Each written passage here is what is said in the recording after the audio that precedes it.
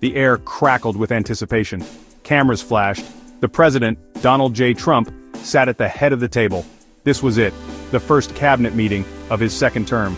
The date was February 26, 2025. The message was clear: Trump was back, and he meant business. Gone were the early days of his first term, no more honeymoon period. This time Trump had a clear mandate, he had won re-election, he had a vision, and he had assembled a team to execute it. But even among the familiar faces of loyalists, there was a wild card: Elon Musk. Musk, the billionaire CEO of Tesla and SpaceX, wasn't a cabinet member, but there he was, a newly minted presidential advisor, holding court, his official title, head of the Department of Government Efficiency, or DOGE. The irony wasn't lost on anyone. Musk, known for his disruptive tech ventures, was now tasked with streamlining the US government. But his presence, his very existence in this hallowed room, sent shockwaves through the assembled officials. Whispers of "what is he doing here?" rippled through the room. Trump, however, seemed unfazed. He embraced the chaos, the disruption. After all, wasn't that his brand? Trump, in his typical fashion, wasted no time in outlining his agenda. He spoke of bold moves, of shaking things up. He promised to drain the swamp once and for all. He railed against the deep state and the fake news media. His words, a familiar cocktail of populism and grievance, energized his base. But they also stoked fears among his critics. Was this the beginning of a slide towards authoritarianism, or was it simply Trump being Trump? Only time would tell.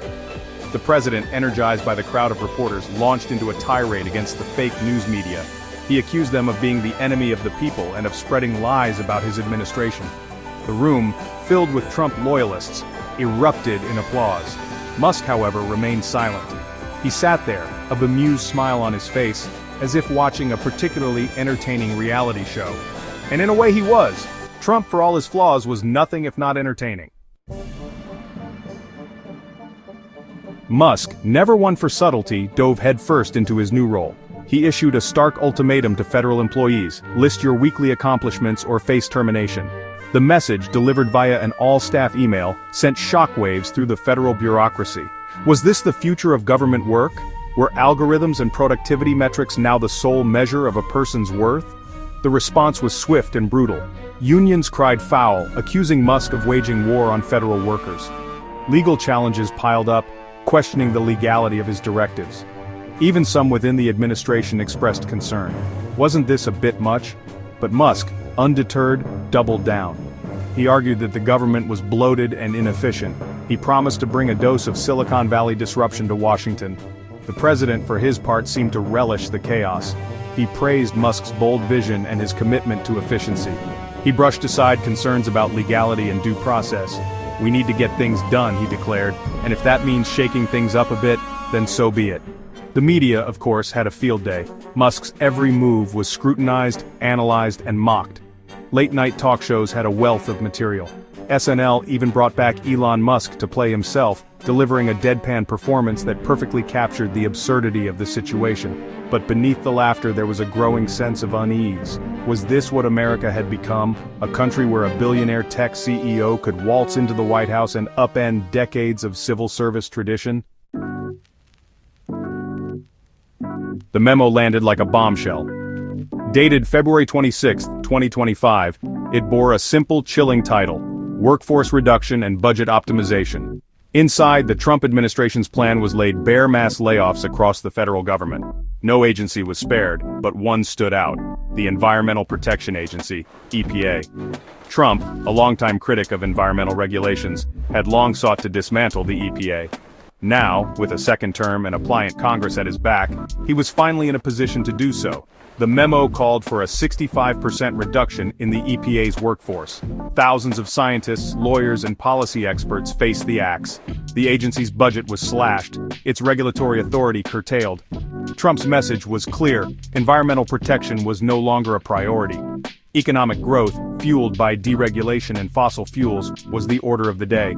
The reaction was swift and furious. Environmental groups accused Trump of waging war on the planet. Scientists warned of dire consequences, predicting a surge in pollution and a rollback of decades of progress. But Trump remained unmoved. He dismissed the criticism as fake news and hysteria. He argued that the EPA was a job-killing bureaucracy that stifled economic growth. The EPA, once a powerful symbol of America's commitment to environmental stewardship, was now a shadow of its former self. Its remaining employees, demoralized and uncertain of their future, struggled to carry out their mission. The agency's website, once a treasure trove of scientific data and environmental regulations, was now a shell stripped of its content. The message was clear: in Trump's America, the environment was on its own. As the dust settled from the cabinet meeting, another headline grabbed the nation's attention: Trump to sign deal with Ukraine. Ukrainian President Volodymyr Zelensky was scheduled to visit the White House on February 28, 2025. The purpose: to sign a landmark agreement on natural resources and reconstruction. The deal, brokered by none other than Elon Musk, promised to be a win-win for both countries. Ukraine, still reeling from the ongoing war with Russia, desperately needed investment and reconstruction aid. The United States, eager to counter Russian influence in the region, saw an opportunity to secure access to Ukraine's vast mineral wealth.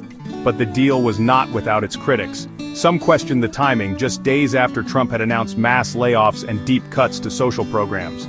Others worried about the implications for U.S.-Ukraine relations, especially given Trump's history of unpredictable foreign policy decisions.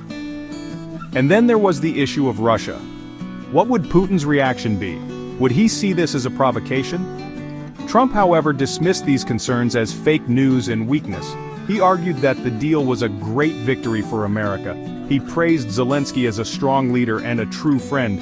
He promised that the deal would bring jobs and prosperity to both countries. The signing ceremony, held in the East Room of the White House, was a lavish affair. Trump, flanked by Zelensky and Musk, beamed as he signed the agreement. The cameras flashed, capturing the moment for posterity. But beneath the surface of celebration, there was a sense of unease. Was this a genuine step towards peace and prosperity? Or was it a Faustian bargain, one that could have unintended consequences for years to come? Only time would tell.